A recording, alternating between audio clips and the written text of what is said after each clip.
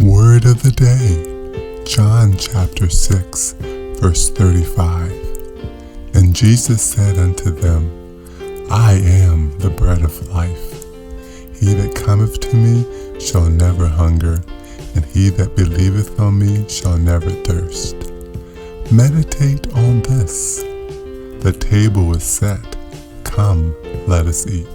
The express love and image of God is shown to us in the person of Jesus the Christ. Knowing Jesus is essential to loving Jesus. In the Gospel of John, John records 7 statements that we call the 7 I Ams of Christ. One such account is recorded in John chapter 6, verse 35, in which Jesus says, I am the bread of life. He that cometh to me shall never hunger, and he that believeth on me shall never thirst. Earlier in John chapter 6, Jesus had just performed the miracle of feeding over 5,000 people with only 5 loaves of bread and 2 small fishes. The Jewish people of the time were not only impressed by this miracle, but would have also related it to a previous miracle that God had did for their forefathers in the wilderness. In the book of Exodus, it is recorded that God called bread, or manna, to fall down from heaven to feed the Hebrew people. Therefore, when Jesus likewise multiplies the bread and the fish, he was connecting this miracle to the previous miracle done by God the Father, showing the divine connection. After the miracle, the people followed Jesus, hoping to get more bread for their physical needs.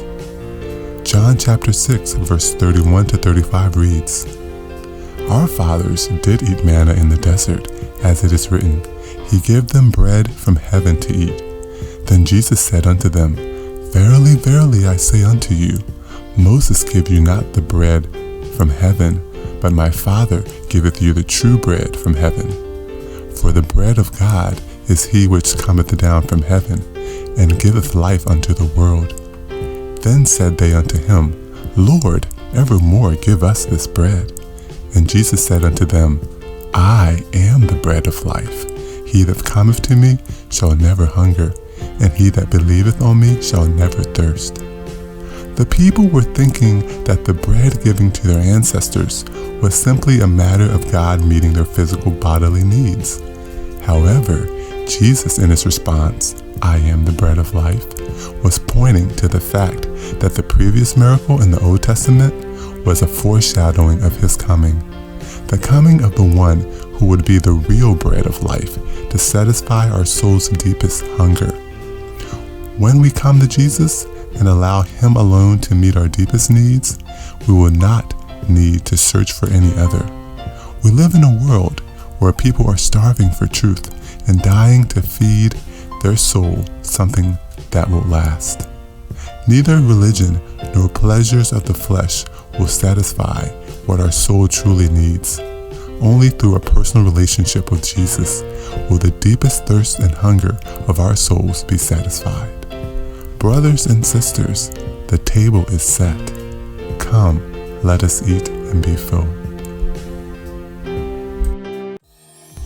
Thought for the week.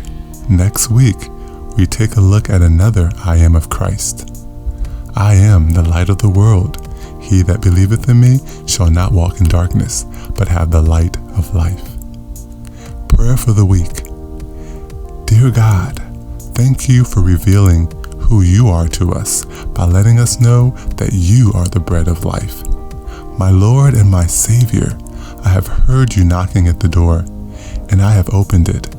Thank you for setting the table for me. I wholeheartedly accept your invitation to dine with you. I will eat and drink, and I will be filled. My soul will no longer hunger or thirst, for you are indeed the bread of life, and in you I will be satisfied.